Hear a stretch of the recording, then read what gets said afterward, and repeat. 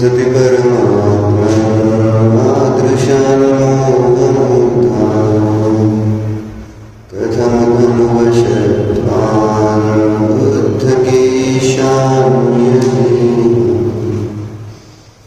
सुगतमगरं वा गरीशं शिखं वा जितभवमभिवन्दे भासुरं श्रीवीरं वा।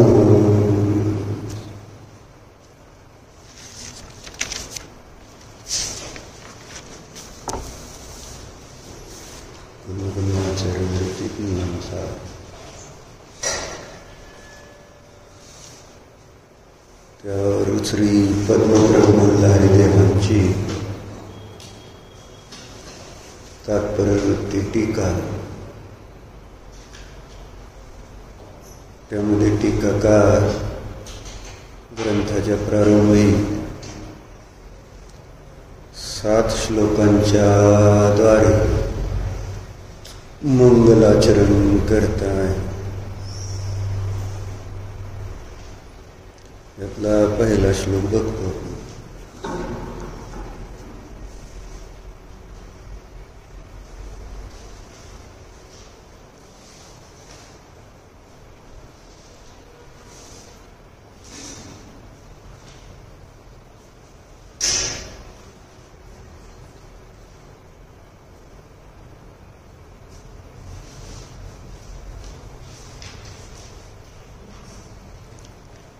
नमस्कार करताना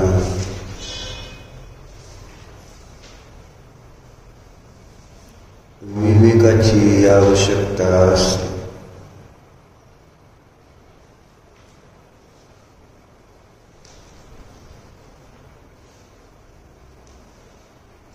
कारण नमस्काराचं पण प्रयोजन असतं.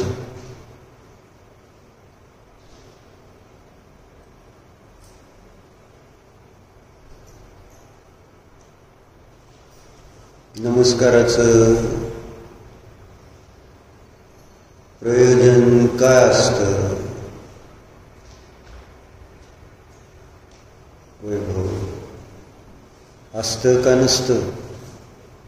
नमस्कार केला डॉक्टर तुम्ही, कोणत्या प्रयोजनाने केला? प्रयोजन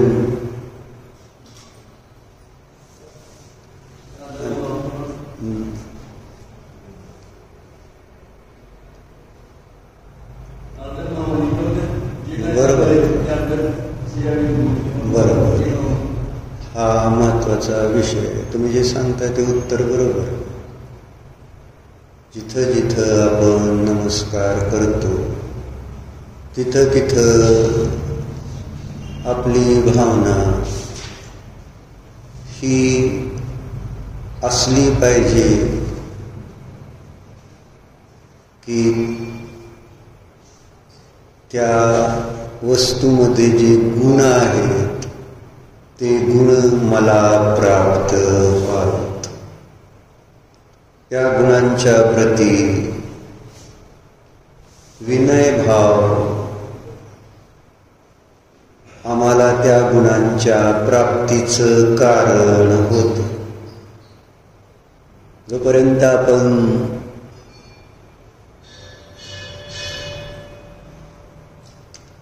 त्या गुणांना ओळखत नाही तोपर्यंत आपण त्या वस्तूला स्वीकारत पण नाही. असं समजले पाहिजेत ना गुण.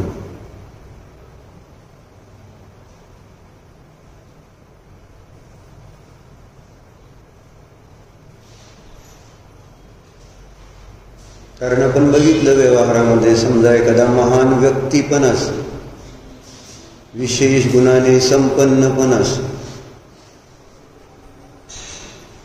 परंतु तुम्हाला त्याचा परिचय नाही. तो तुमच्या समोर आहे, पण तिथं तुम्ही त्यांना नमस्कार चमत्कार करणार का?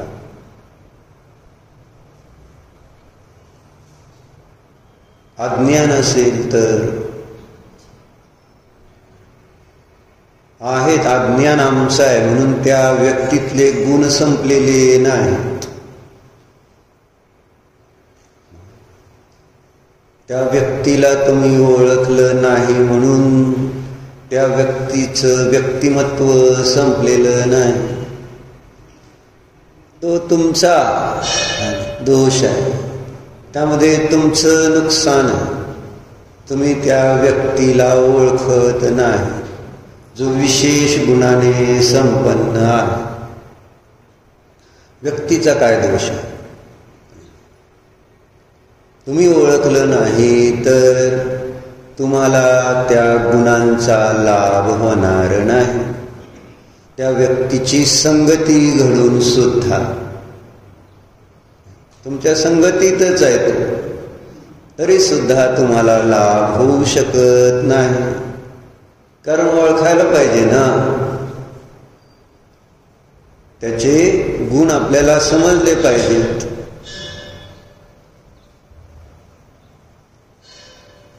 आणि तेव्हा आपण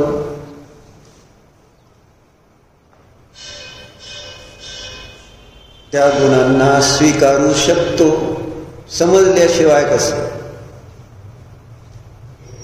आणि समजले तर स्वीकारल्याशिवाय राहणार नाही. जर आपल्याला त्या गुणांची रुची असेल तर. गणित असंच आहे ना.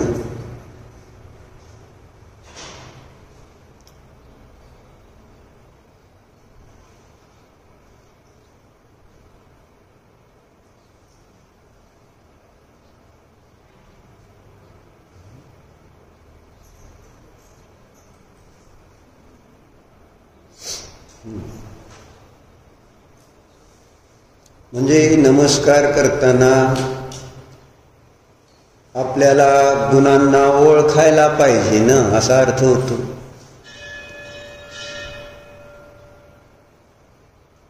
पाया पडताना आपल्याला, दर्शन करताना आपल्याला गुण समजले पाहिजेत असा अर्थ होतो ना.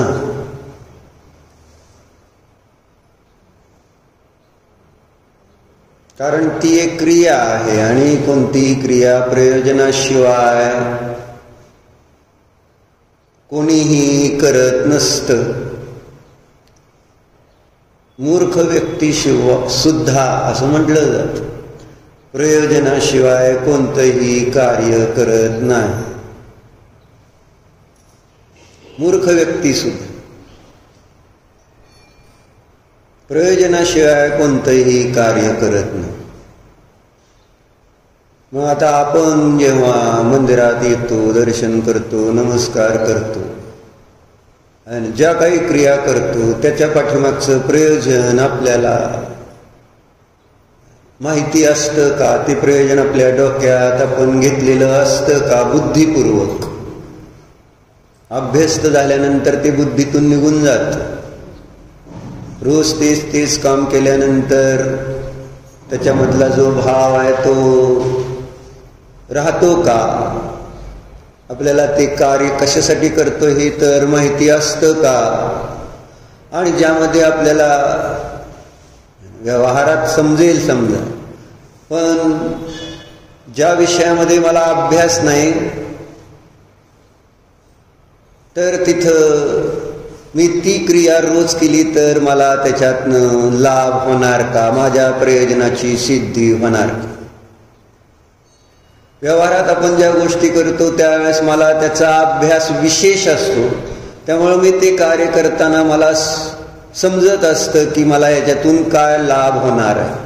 रोज दुकान उघडल्यानंतर तुम्हाला तेच काम करताना पण डोक्यात रोज प्रयोजन आहे का नाही?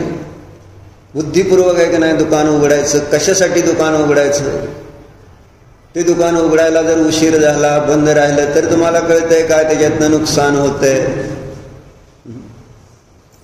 तेच काम आहे, वेगळं काम आहे का रोजचं दुकान उघडायचं? पण तिथं तुम्हाला कंटाळा येतो, तिथं तुमचं असं म्हणजे बुद्धी दुसरीकडेच असते आणि दुकान उघडत असता असं होतं. काम एकच आहे ना, दुकान उघडायचं म्हणजे काय करायचं. पण आम्हाला रोज माहिती आहे दुकान उघडताना मी कशासाठी दुकान उघडतो. सांगावं लागत नाही, शिकवावं लागत नाही. दुकान उघडायचं कशासाठी? राजकुमार, कशासाठी दुकान उघडतोस? काय असतं डोक्यामध्ये प्रयोजन? काय प्रयोजन असतं का काय नसतं? काय असतं मग? लगा लाजतोय. काय असतं प्रयोजन? बरोबर आहे की, एवढंच आहे ना, पैसे मिळवणं हे प्रयोजन एकदम पक्क असतं की नाही? आणि कालच्यापेक्षा जास्त मिळवण्याच्या हेतूनेच उघडता का काल भरपूर झालेलं असतं, आज नाही झालं तर चालतंय म्हणून उघडता? कसं असतं म्हणे का ताई? काल भरपूर झालंय गिऱ्हाईक म्हणून आज उघडताना ठीक आहे, आता काय नाही झालं तरी आज चालतंय असं ते दुकान उघडताना आहे ना. प्रयोजन असतं का? प्रयोजन मला म्हणायचं, प्रयोजन कळतं. तिथं मला समजतंय मला काय काय करतोय, मी काय करतोय हे तुम्हाला चांगलं समजतं.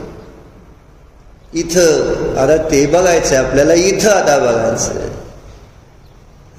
रोज येऊन दर्शन करताय, किती चांगलं समजतंय की मी आज दर्शन करतोय म्हणजे काय करतोय, चांगलं म्हणतोय. आणि एखादा महावीर जयंतीचा कार्यक्रम किंवा निर्वाण महोत्सव, दिवाळीचा कार्यक्रम, अजून काही असे कार्यक्रम महाराज त्यागी आले, विशेष कार्यक्रम आले तर ठीक. आता महाराज येऊन गेले, महावीर जयंती झाली, मग परत मंदिरात आल्यानंतर तोच उत्साह असतो, वाढतो का कमी झालेला? झालंय काल भरपूर धर्म केला असं भरपूर वाटत नाही आपल्याला. भरपूर झालंय काल, आता आज परत आहे ना, थोडक्यात मिटलं तरी चालतंय का नाही चालत? वृद्धी आहे सुत काय म्हटल्यानंतर अभिजी आता निवांत, आता काय नाही, कशाचीच गडबड करायचं कारण वेळ आहे. आता आपल्याला स्वाध्याय करायचं नाही, अभिषेक करायचा नाही, घरी जे काय क्रिया करायच्या. मग आता काय, आता तो वेळ कशासाठी वापरला गेला अभिजीतजी सांग? आहे वेळ तर आता आपण चिंतन करू, ध्यान करू असं म्हणून तो राहिलेला वेळ त्याच्यासाठी दिला गेला का? वृद्धी आहे म्हणून कधी दुकान बंद ठेवलंय का मला सांग? वृद्धी आल्यावर दुकान बंद ठेवता का नाही?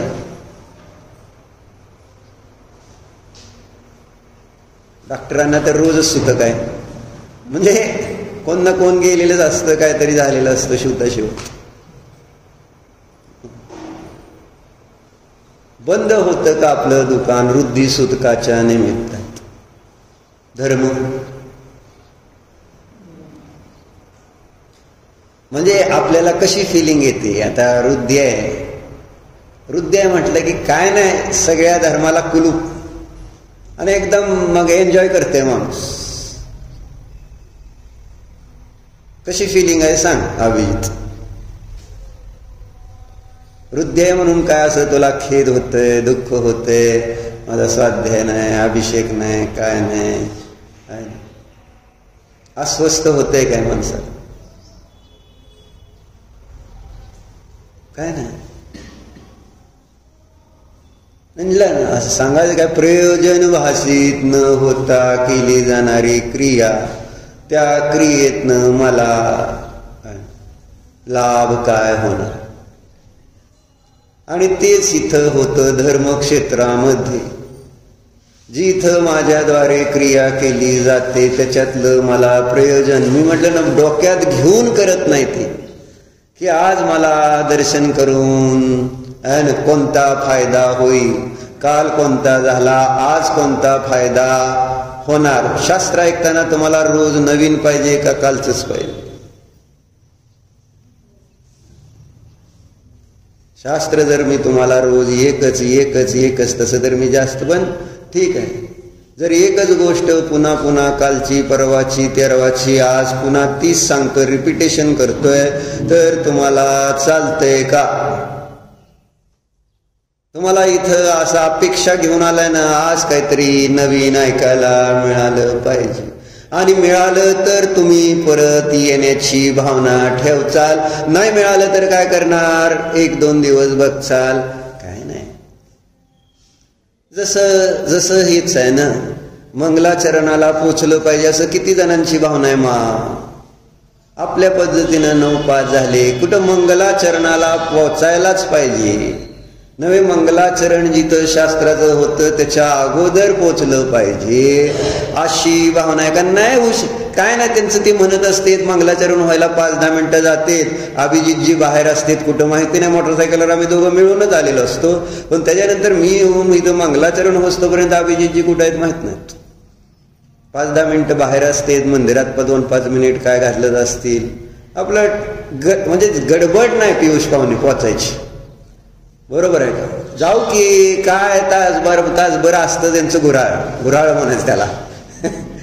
काही जरी म्हटलं तरी ते तासभर ऐकावंच लागतं. 1 तासाच्या आत काय सोडत नाहीत, बरोबर आहे का? मग किती इम्पॉर्टंट वाटतं मला मंगलाचरणला पोचणं.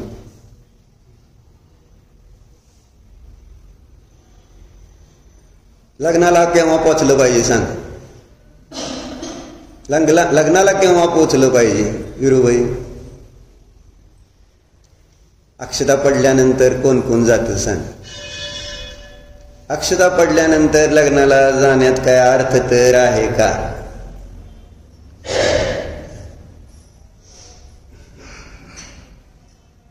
म्हणजे व्यवहारामध्ये लग्न म्हणजे अभिप्राय काय की जो मुहूर्त आहे लग्नाचा त्यावेळेस सगळ्यांनी आशीर्वाद रूप अक्षता आहेत त्या अक्षता टाकायच्या. म्हणजे काय की त्या 2 जीवाचं जीवन मंगलमय व्हावं आणि त्या अक्षत म्हणून नाही ना, अक्षत अखंड राहावं, त्यांचं मंगल, त्यांच्या जीवनात शांती राहावी. पण सगळे नुसते तांदूळच टाकणार अशी. जसं इथं मंदिरात इकडून इकडे तांदूळ ठेवणार, तिथं पण अरे तांदूळ का टाकतोय आपण? ते एक आशीर्वादाचं प्रतीक आहे. आणि म्हणून एवढे सगळे आपण लोक मुहूर्ताला बोलवतो. वाढदिवसाला पण अक्षता द्या असं मला म्हणायचं, बाकी काय नाही बरोबर. म्हणजे त्या बाळाला आशीर्वाद नको का मला सांगा? कोणाला काय वाटेल ती नंतरची गोष्ट, पण आशीर्वादाचा अभिप्रायानं त्या अक्षतेमध्ये सगळ्याला माहिती आहे ही गोष्ट. अक्षता टाकणं म्हणजे आशीर्वाद देणं. कुणाला आशीर्वादाशी मतलब आहे? अक्षता टाकायच्यात आणि एकतर जेवायचं आधी झालं तर बरंच, मग जायचंय, आणि नसलं झालं तर अक्षता टाकून पटकन जेवायला जायचं, परत नंबर लागत नाही, घरी जायचंय परत. सिस्टीम अशी. म्हणजे कशासाठी सांगतो डॉक्टर सांगा? अक्षता टाकायची चर्चा कशावरून निघाली? कशावरून निघाली? मंगलाचरणाला पोचलं पाहिजे ही चर्चा झालेली. डॉक्टर प्रयोजन मला माहिती आहे, मी नाही सोडत ते, पण अक्षतेचं प्रकरण निघालं होतं की शुभ आहे ना, म्हणजे वेळेवर टायमिंग, त्या टाइमला बरोबर, कारण तोच महत्वाचा कार्यक्रम आहे. आणि तो चुकल्यानंतर तुम्ही पोचला तर त्या कार्यक्रमाला पण पोचून न पोचल्यासारखा. मग प्रतुलमा कसं आहे, पोचला का तुम्ही? पोचलाय का? कुठं पोचला? मंगलाचरणला आला ना तरी पोचला म्हणतेच. म्हणजे चूक तर मान्य करायचीच नाही की बाबा मी नाही पोचले, माझं चुकलं, मी उद्यापासून पोचण्याचा प्रयत्न करेन, मनापासून प्रयत्न करेन. आणि इथं उशिरा पोचलं म्हणून तुमचं नुकसान काय होत नाही, कारण इथं काय तुम्ही विमानाचं तिकीट काढलेलं नाही आहे ना. कुठेतरी फॉरेनला जायचं, विमानाचं तिकीट जर 50,000 रुपयाचं काढलं असेल तिथं एअरपोर्टवर तर 2 तास आधी जावं लागतं असं मला वाटतं. किती वेळ जावं लागतं आधी डॉक्टर? फॉरेनला जायचं असलं गेला ना तुम्ही, किती तास आधी पोचावं लागतं? 2 तास पोचावं लागतं साधारण. म्हणजे तुम्ही डोमेस्टिक असेल तर 1 तास पोचलं तरी चालतं.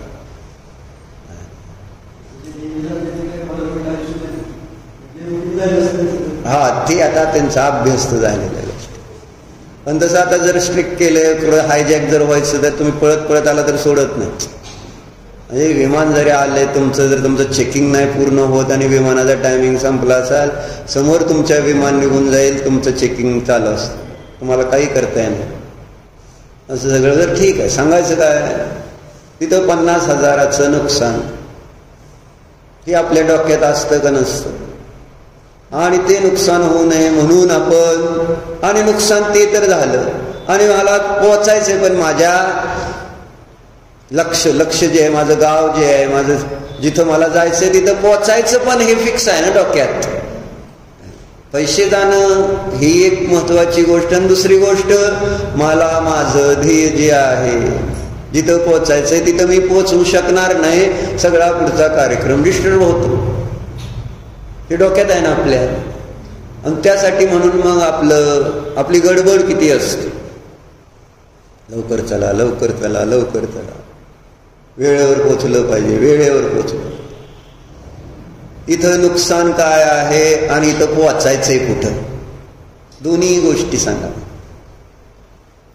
इथं नुकसान कोणतं आहे? जर आपण उशिरा गेलो तर काय आपलं नुकसान होतं, आणि आपल्याला पोचायचंय कुठं, आणि नाही पोचलं तर काय फरक पडणार आहे? म्हणजे आपल्याला कुठं पोहोचायचंय असं नाही, आपल्याला जसं कुठल्या तरी गावाला जायचंय हे फिक्स आहे, बरोबर. तसं इथं शास्त्राला येणं म्हणजे कुठं जाण्यासाठी अनंगाताई आलाय तुम्ही, कुठं जायचंय तुम्हाला? जायचंय ना, मग बरोबर. जर मग ती गाडी चुकली नंतर काय होईल सांग? मोक्षाला जायचं हे बरोबर आहे, बरोबर आहे.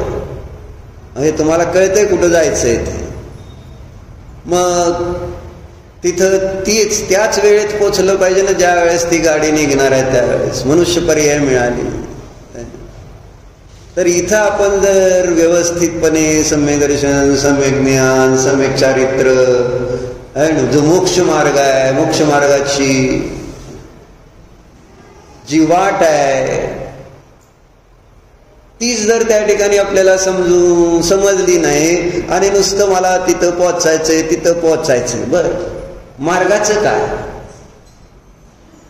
तुम्हाला जे साध्य सिद्ध करायचंय ते माहितीये असं समजून चलो आपण. कुठं जायचंय? मोक्ष. साधन काय? साधना संबंधित जर मला ज्ञान राहिलं, साधना संबंधित संशय राहिला, विपरीतता असेल, साधन कळते ना, मार्ग. डोंगरावर जायचंय तर लांबून दिसतंय मला त्या डोंगरावर जायचंय, पण डोंगरावर जाण्याचा जी काही पाऊल वाट असेल का असेल, तर ते पाऊल वाटी संबंधी जर निर्णय नसेल,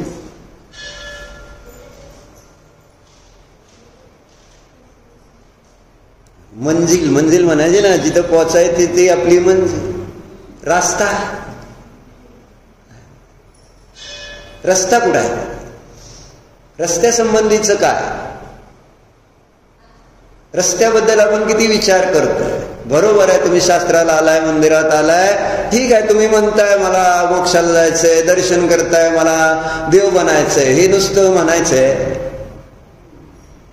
मग आता ते देव बनतेत कसे, मोक्षाला जायचं कसं, या संबंधीचा विचार माझ्याजवळ किती आहे?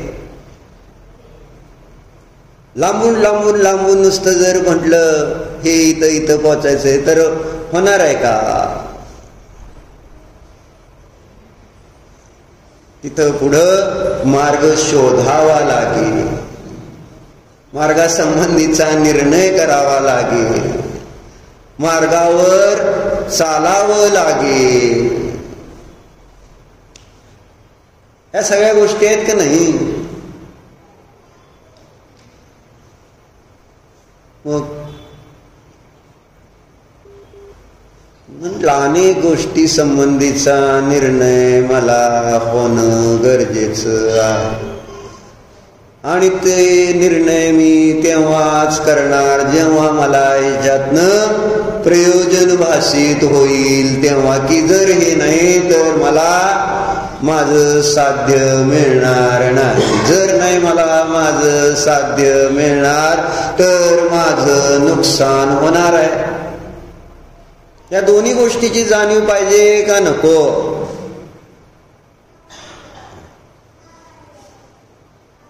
मंगलाचरणाला इतकं कॅज्युअली घ्यायचंय काय तेजश्रीताई? का उशिरा आलाय? तर मुलीला खाऊ द्यायचाय बारामतीला. महत्वाचं किती होतं? शास्त्राला जाऊ की रोजच असतं कसं? म्हणजे असं नाही की बाबा मुलीचा डबा का द्यायचाय खाऊ. कोणतं महत्वाचं तर सांगा मला तेजश्रीताई. खाऊ देणं महत्वाचं का शास्त्र बुडणं महत्वाचं? समतात शांततेनं कोणतं महत्वाचं आहे? खाऊ नाही पे दिला तिला तर मरून जाईल ती. बरोबर आहे. शास्त्राला नाही गेलं तर कोण मरते? काय फरक पडतोय शास्त्राला नाही पोचलं तर? अगोदर म्हणून म्हटलं अगोदर लग्न रायबाचंच मी करणार, कोंडाण्याचं नाही. बरोबर आहे का शीतल काका? लग्न लावून आला का नाही रायबाचं तुम्ही काल? दुपारी शास्त्राला येऊ शकता पण झोपणं महत्वाचं आहे का नाही? म्हणजे अनेक गोष्टी आहेत पण महत्व कशाला द्यायचं हे महत्वाचं. मला महत्व वाटतं कशाचं? मला ज्याच्यात नफा आणि नुकसान कळतोय, मला याच्यात किती नुकसान आहे हे कळल्यानंतर मला त्याचं महत्व समजेल. मला याच्यात किती फायदा आहे हे समजलं तर महत्व समजेल. मी बघतो का इथं मला फायदा काय नुकसान काय? मोनिकाताई बघतात तरी धर्म नाही झाल्यामुळं माझं नुकसान काय झालं? धर्म न केल्यामुळं माझा फायदा जो व्हायचा तो कोणता झाला नाही? कोणता फायदा होतो धर्म केल्यानंतर? मंगलाचरणाला जर पोचलो तर काय फायदा होईल? मंगलाचरणाला नाही पोचलो तर काय नुकसान होईल?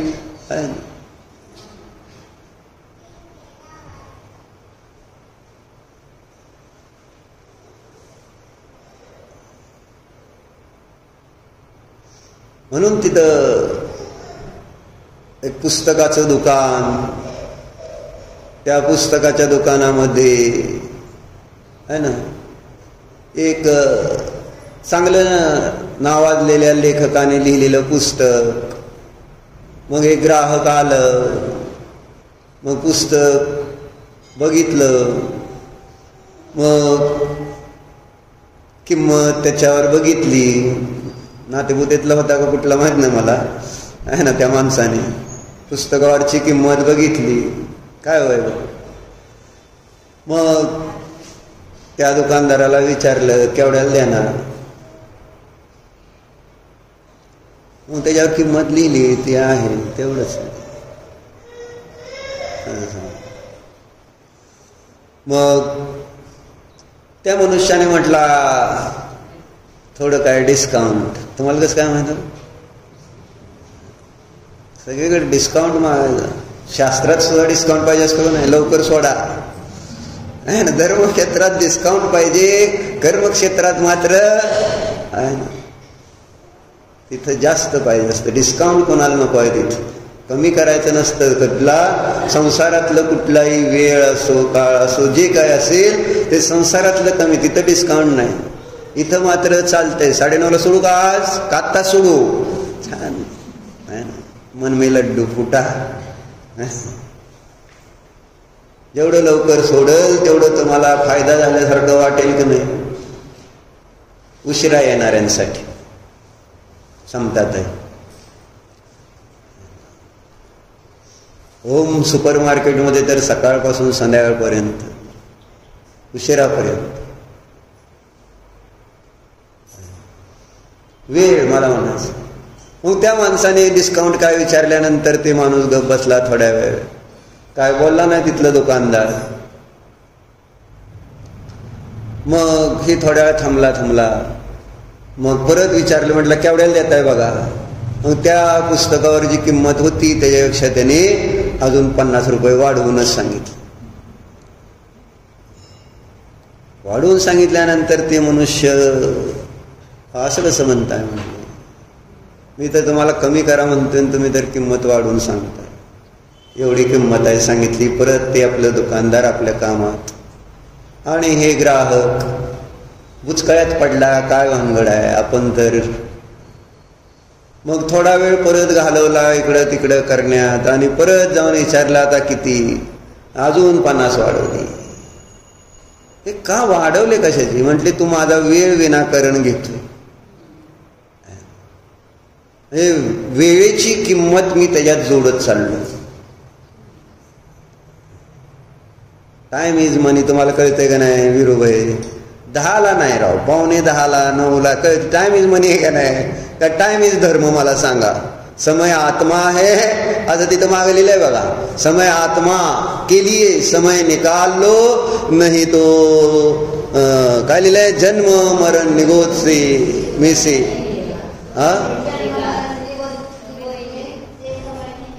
हाँ नहीं मिलेगा, समय नहीं मिलेगा.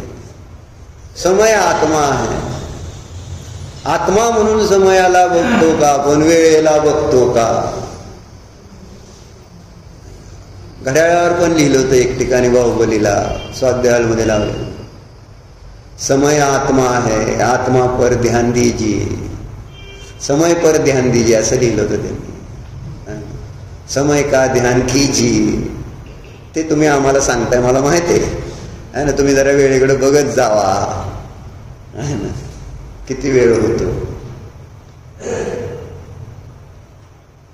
व्यापाऱ्यांना समय म्हणजे काय असतो, टाइम म्हणजे काय असतो, डॉक्टर सांग.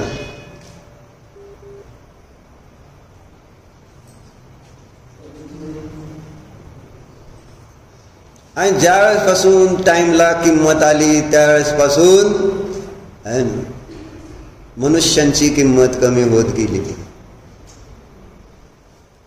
पूर्वी माणसांना वेळ होता. माणसांची किंमत होती, वेळेची नव्हती. वेळेला किंमत आली, माणसांची किंमत कमी झाली. कोणतं चांगलं आहे ते सांगा. सगळ्याला कळतंय. हो हो तुम्ही म्हणताय बरोबर आहे, पटतंय मोनिका ते तुम्हाला. पण वेळ कशाला देणार, माणसांना देणार का पैशाला देणार.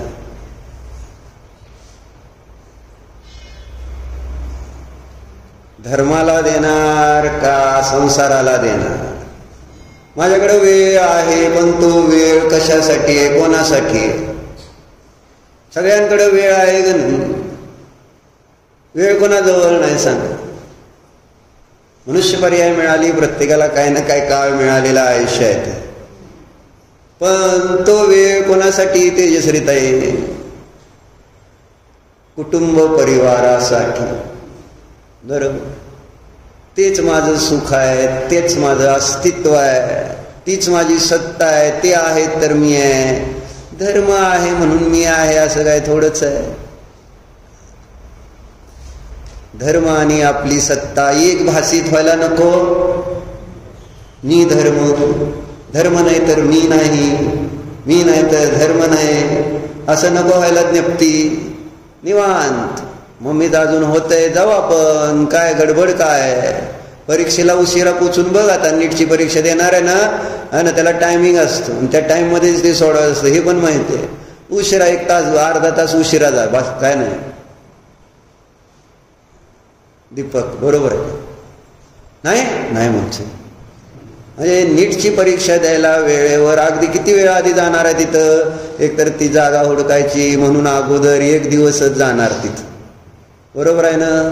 1 दिवस गेल्यानंतर बरोबर सगळी माहिती काढणार. कुठं आहे, काय, किती वेळ लागतोय, कसं लागतोय हे टायमिंग पण चेक करणार विरुभाई. आणि मग पुढं काय तिथं वेळेच्या अगोदर अर्धा पाऊण तास पोहोचाल का नाही पोहोचणार. हा का. It's important and that is also urgent. What is important for me? संयमी. कशाचं महत्व आहे? काय मंगलाचरणाला पाहिजे मला समजा. हे सगळीकडचंच आहे, सगळीकडं आहे. कुणाला मंगल आचरणच करायचं नाही तर मग मंगलतेचे विचार आपल्यामध्ये उतरणार कसे?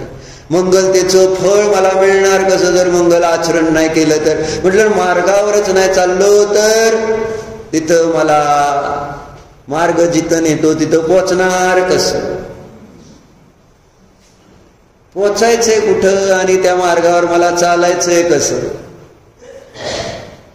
म्हणजे आमचं सशासारखं नाही का काम? धावायचं निवांत झोपायचं. म्हणजे त्या मार्गावर आपण कसं झोपतो? चालत राहतो का आपण त्या मार्गावर? नाही, प्रमाद आहे, बाकी काय नाही. आणि प्रमादाचं कारण प्रयोजनाचं अज्ञान आहे. अजून तेवढं आपल्याला वाटत नाही की हेच माझ्या कल्याणाचं कारण आहे. याच्याशिवाय माझं कल्याण कोणत्याही कारणाने समताताई होणार नाही. चांगलं चाललंय सुपर मार्केट, हे सगळं बरोबर आहे, पण शेवटी ते माझ्या कल्याणाचं कारण होणार आहे का? जो काही मी संसार थाटलेला आहे तो माझ्या कल्याणाचं कारण होणार आहे का?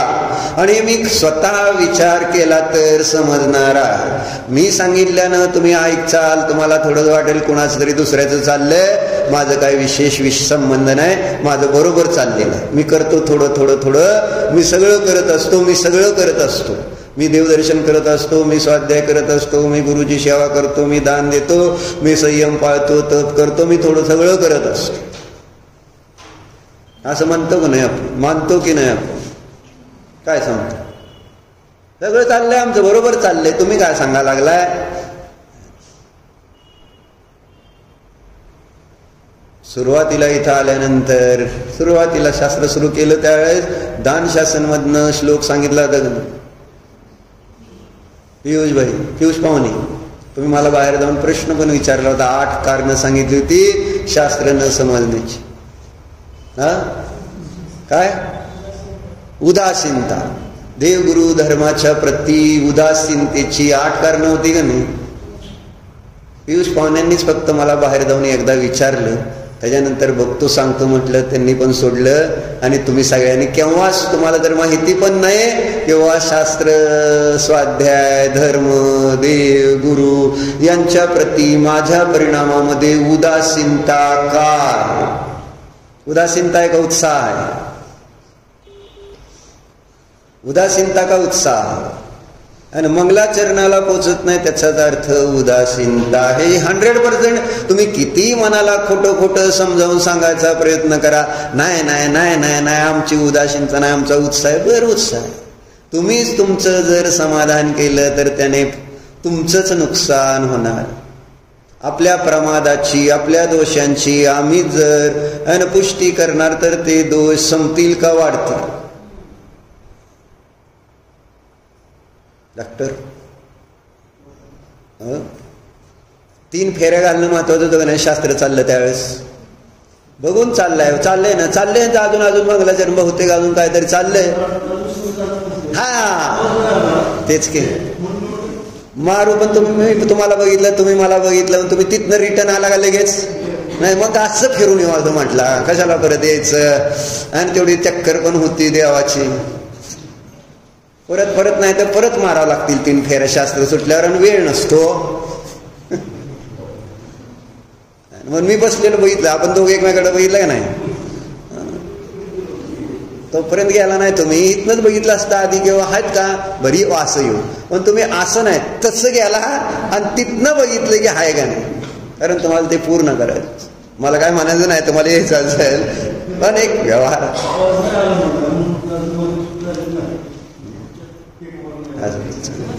मला हेतू दिल्यानंतर माझ्याकडे तर ते सगळे अजून त्याला खंडन करणार असेल, म्हणून आता त्यांनी बंद केलंय हेतू द्यायचे. आणि त्यांना माहिती जितूबाईला काय म्हणायचं नाही तर अजून गोत्यात पडत अडकतं. त्यापेक्षा चुकलं म्हणायचं आणि पुढं सांगा आपलं, जाऊ द्या.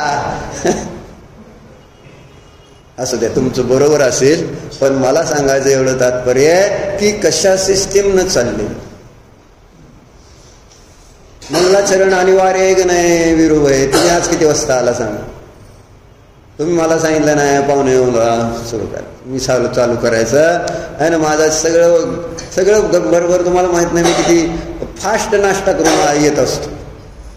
गटा ते सगळं खायचं, डाळिंब खायचं, खारीक खायची, सगळं हे सगळं खाऊन मी इतक्या फास्ट पाणी पिऊन येतोय. परत विरूभाई माझ्यावर नाराज होतील म्हणून चेष्टा नाही करत. म्हटलं विरूभाई जर आले तर परत म्हणतील काय यांचं रोजचंच आहे. असू द्या, सांगायचं काय? चिंतन करा. मंगलाचरणाला नाही पोचलो तर मंगलाचरण काय? हा मार्ग आहे. आपल्याला जिथं पोचायचंय, कुठं पोचायचं? आपल्याला मोक्षाला पोचायचंय, भगवंतांजवळ पोचायचंय.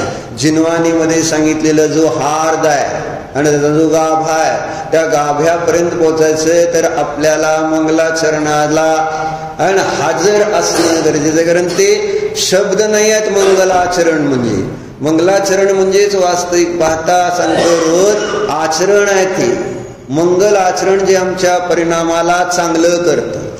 आम्हाला एक ऐकण्याच्या भूमिकेमध्ये अंत त्याचं नाव आहे मंगलाचरण. कारण गडबडीत येणार, मधी येणार, काय प्रकरण चाललंय कळणार नाही आणि मग तिथं आपल्याला लक्ष लागणार नाही, प्रयोजन समजणार नाही. आपलं ऐकायचंय समताताई आणि जायचंय. आपल्याला तिथं काय प्रकरणाशी आपण जोडले जाऊ शकतो का सांगा बरं उशिरा पोचल्यानंतर? म्हणून मी विषय घेत नाही. कारण मला माहित आहे एखादा विषय घेतला तर पुढच्या येणाऱ्या लोकांना कळणार म्हणून इकडचं तिकडचं सांगावं लागतं. सगळ्यांची भावना ही आहे की सगळ्याला थोडं थोडं काहीतरी मिळावं. उशीर आले कारण इथं सवयच आहे म्हटल्यानंतर करणार काय? आणि इथं नाही, कुठल्याही गावात जा, फलटणला जावा नाही तर अकलूजला जावा नाही तर पंढरपूरला जावा नाही तर पुण्याला जावा आहे ना. मला बहुतेक लंडनला जावं लागेल, तिथं मात्र लोक वेळेवर येतील. कारण ब्रिटिशांची शिस्त महत्वाची आहे ना. तिथल्या लोकांना बाकी शास्त्र महत्वाचं नाही, शिस्त महत्वाची. आणि इथं शास्त्र महत्वाचं आहे, शिस्त महत्वाची नाही. बरोबर आहे? दोन्हीचा संबंध जर नसेल, शिस्त नसेल तर शास्त्र कळणार नाही, शास्त्र नसेल तर शिस्त कामाची नाही. दोन्हीची मैत्री गरजेची आहे तर साध्य सिद्ध होणार. बरोबर? म्हणजे जेव्हा तुम्ही गडबडीत येता त्यावेळेस तुमचे विचार पण तेवढेच फास्ट चाललेले असतात. तुम्ही बाहेरनं गडबडीतनं जर आला दुकानात आणि गर्दी खूप झालेली असली दुकानात, काय होईल सांग? आणि तेच म्हणजे सगळी गिरायकं करता येणार नाहीत, मी तुम्हाला सांगतो.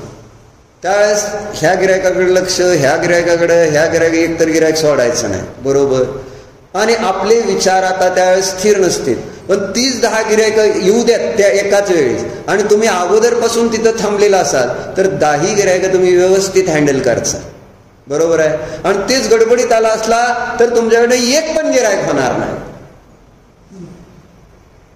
कारण डोक्यात ही करू का ती करू, हे द्यायचं का ते द्यायचं, हे दाखवा ते दाखवा, असं होईल का नाही?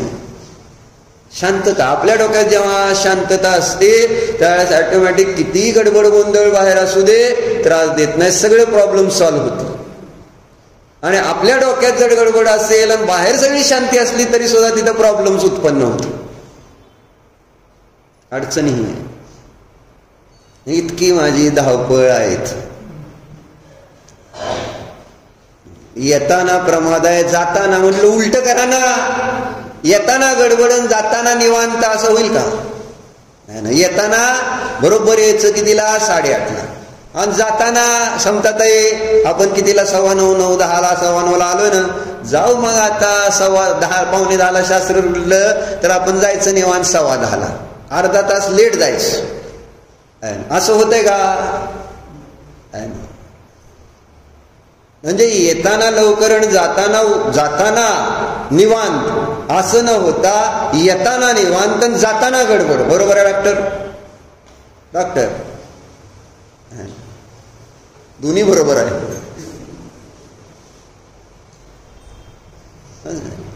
हीच आहे संसाराची उलटी रीत म्हणून. अज्ञानामुळं पराची रुची आहे, शरीरामध्ये अहम आहे ना, हे सगळं संयोग आणि भोगामध्ये आपली बुद्धी लागलेली आहे, विश्वास तिथं आहे. त्यामुळं अशा पद्धतीचं माझं आचरण आहे. म्हणून बदला. आता तर कुठं तरी बदला. मंदिरात आलोय, मंदिरात आल्यानंतर देव बघतोय, देव सांगतायत तू पण माझ्यासारखा परमात्मा आहे, तर आता चेंज व्हायला पाहिजे का नको? आता देवासाठी आपल्याला वेळ निघाला पाहिजे का नको? देवासाठी, धर्मासाठी, स्वतःसाठीचा तो वेळ आहे. आणि जेवढा जास्त वेळ देणार तेवढा जास्त फायदा होणार.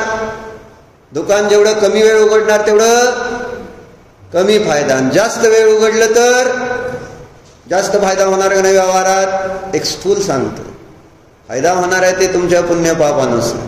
पण हा आपण लक्षात घेत नाही. व्यवहार आपल्याला काय माहित आहे? व्यवहाराने ते दुकान जेवढं जास्तीत जास्त वेळ उघडं राहील तर तेवढं जास्तीत जास्त मला फायदा होईल. वेळ द्यायला पाहिजे, बरोबर? मग इथं पण तुम्ही वेळ द्या, नाही फायदा झाला तर बोला फायदा आहे. इथं आत्मिक फायदा आहे आणि त्याच्यासाठीच आपण व्यवहार करतोय. जीवाला सुखी करण्यासाठी करताय, संसाराला नव्हे, शरीराला नव्हे. जे जड पदार्थ आहेत त्यांना काय सुख दुःखाचा संबंधच नाही. कुणाला सुखी करायचंय? मला सुखी करायचंय. आणि मग तो सुखी होण्याचा सम्यक मार्ग इथं इथं इथं मिळतो. मग त्याच्यासाठी प्रॉपर मंगलाचरण नको? मंगलाचरण पाहिजे का नको सांग?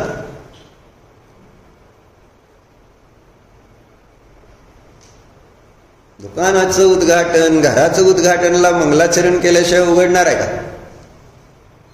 मंगलाचरण न करता करा बरं. नवीन दुकान चालू करून दाखवा मला. पूजा करायची नाही, काय नाही करायची, दुकान चालू करून दाखवा मला.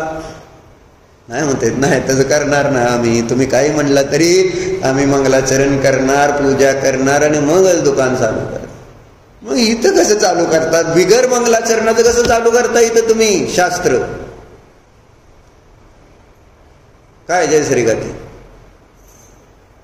मंगलाचरणाशिवाय शास्त्र कसं चालू होतं? धर्म कसा चालू होतो? म्हणून वेळेचा विचार केला पाहिजे. आणि तो कशासाठी? तर मला इथं लक्षात घेण्यासाठी की ही क्रिया करतोय त्याच्यातनं मला काहीतरी प्राप्त करायचं आहे की नाही. म्हणजे आपल्याला ते लक्षात घेतलं पाहिजे. म्हटलं ना, दुकान उघडताना लक्षात घेतो आपण की मला इथं पैसे मिळवायचे, मला शास्त्राला यायचंय, तर मी इथं नमस्कार करतोय शास्त्राला, देवाला. तर काय करतो, कशासाठी करतोय? मला नाविन्य नको यायला त्याच्यामध्ये, मला जास्त लाभ होण्यासाठी, रोज माझा लाभ इथं वाढत जायला पाहिजे, यासाठी आपला विचार असतो का इथं? आज अर्धा तास शास्त्र झालं, उद्या पाऊण तास घ्या, परवा तास घ्या, 1.5 तास, 2 तास घ्या, असं वाढत जायला पाहिजे का? कमी कमी कमी कमी कमी कमी व्हायला पाहिजे टायमिंग. देवगुरु धर्माचं चेक करा. काय होतं डॉक्टर? टायमिंग कशाचं वाढतं आणि कमी कशाचं होतं?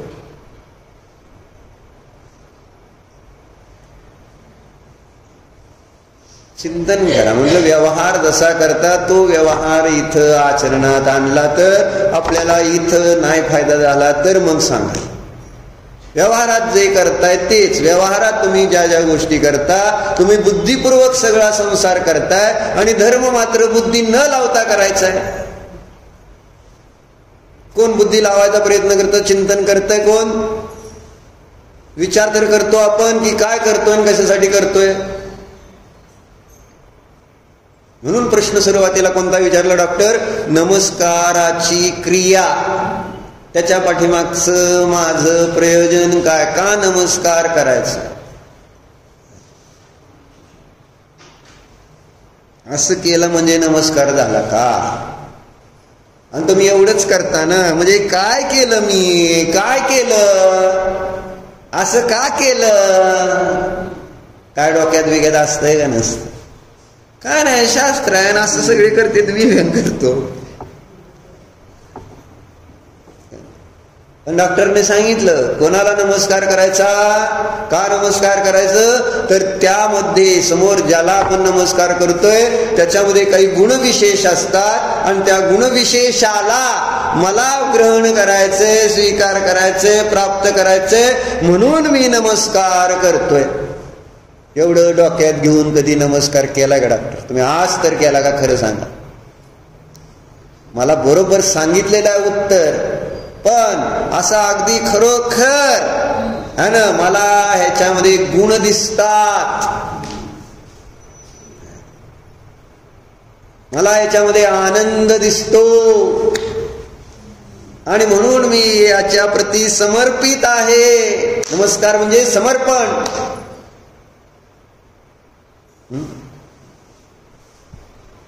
एकदाच करा, नीट करा, एकदाच नीट करा. किती 100 वेळा जर असं जरी केलं, होणार काय मिलन? मग असं केलं तर 3-4 वेळा काय होणार?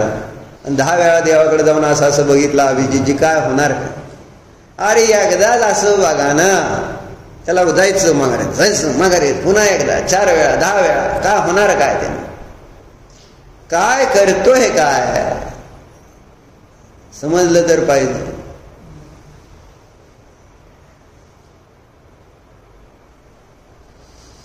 म्हणून जाग सांगायचं कशासाठी आहे की इथं जर जाग नाही झालो तर आम्हाला समजणार नाही की मी काय करतोय आणि काय करतो हे नाही समजलं तेव्हा तिथं आहे ना विवेक वापरायचा विषयच येत नाही. विषय तिथून निघाला तर ना. इथं जेव्हा पद्मप्रभू मल्हारी देवांनी ज्यांना नमस्कार केलेला आहे त्यावेळेस बुद्धी वापरलेली. मी कुणाला नमस्कार करणार नाही आणि मी कुणाला नमस्कार का करणार असं दिले ना मंगलाचरणामध्ये. मी जे मोहाने मुग्ध असतील आणि शरीराच्या वश असतील त्यांना मी नमस्कार करणार नाही असं म्हटले का नाही? म्हटले का नाही? काय सुरुवात केली? तोही सती परमात्मन मादृशान मोहमुग्धान. माझ्यासारखे मोहाने मुग्ध असलेल्याला मी नमस्कार करत नाही. कथमतनु वशत्वान बुद्ध केशान यजेहम. जे शरीराच्या अधीन आहेत त्यांना मी कशाला नमस्कार करेन हे म्हणणं. विवेक ह्याला म्हणायचा, नमस्कारातला विवेक. कारण त्यांना गुण कळतोय आणि जे मोह आहे तो गुण नाही आहे, जे शरीराच्या वश आहे तो गुण नाही आहे, तो दोष आहे हे त्यांना कळलं. म्हणून ते म्हणले जे माझ्यासारखे मोहाने मुग्ध आहेत त्यांना मी नमस्कार का करणार तू असताना. जे शरीराच्या वश असतील त्यांना मी कशाला नमस्कार करीन. मी त्यालाच नमस्कार करतो जो जितभाव आहे. कळलं? हा आहे विवेक नमस्कारात. तो माझ्यामध्ये असतो का? मी पाया पडताना, कारण मला प्रयोजन माहिती असलं तर मी विवेक वापरेल ना, बुद्धी वापरेल ना की मी नमस्कार का करतोय. मोहीला करतोय का निर्मोहीला करतोय. शरीराच्या अधीन आहे त्याला नमस्कार करतोय का शरीराचे ममत्व ज्यांनी सोडले त्याला करतोय. कधी देवाला बघून हे विचार केले का? अभिषेक 9:15 विरुबाई बंद केलंय, सांगितलं तुम्हाला. कारण वेळ झालेला आहे. ठीक आहे, चिंतन कर, विवेक पूर्वक नमस्कार करायचा जेणेकरून आपल्या प्रयोजनाची सिद्धी होते. आणि त्यासाठी समताताई मंगलाचरणाला हजर राहण्याचा पुरुषार्थ करा. ओम नमः ओ प्रभू मी मनोचिंता कर्तव्यमोदन सर्व समारंभारंभ क्रोधमान मायतो प्रमाण इत्यादी विवाहांच्या माझ्याकडून या घेतलेल्या व्रतामध्ये अतिक्रम अतिचार अनाचार दोष लागले केंद्रियापासून पंचेंद्रिय ज्या काही जीवांची हिंसा वगैरे झाली स्वाध्याय करीत असताना घडलेले या सर्व दोषांची पश्चाताप व्यक्त करून क्षमा मागतो. हे माझे सर्व दोष मिथ्या हो, मी माझ्या मध्ये राहू. या सर्व दोषाविषयी मी प्रायश्चित्त.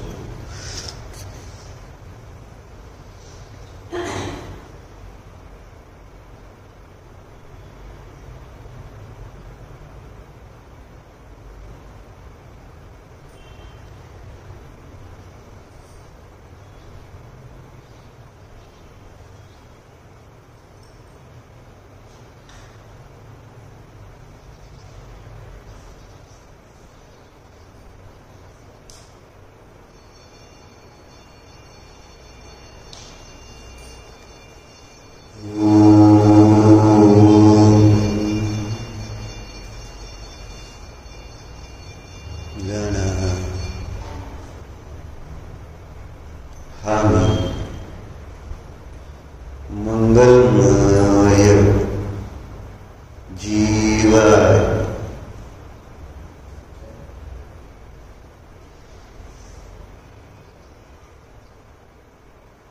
समय हा आत्माचा समयाचे ध्यान करा.